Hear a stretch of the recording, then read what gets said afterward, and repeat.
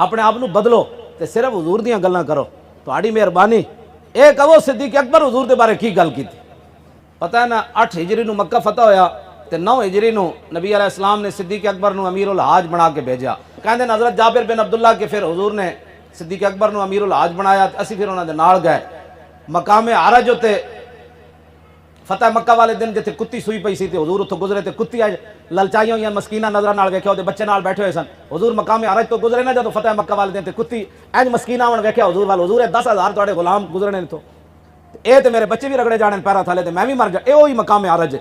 तो हजूर ने हजरत जमील बिन सुराका साहबी हजूर ने उन्होंने खड़ा कर दिता। फरमाया भाई इतों 10,000 मेरे गुलाम गुजरना है, कुत्ती भी कुछ नहीं होना चाहिए तो कुत्ती के बच्चों भी कुछ नहीं होना चाहिए। यो ही मकाम आरज। हाँ जी, लेकिन इतने एक अजीब बात है, कुत्ती भी बच गई, कुत्ती के बच्चे भी बच गए, लेकिन एक इंसान काबे के खिलाफ ना लिपटिया क्यों कत्ल हो गया फतेह मक्का।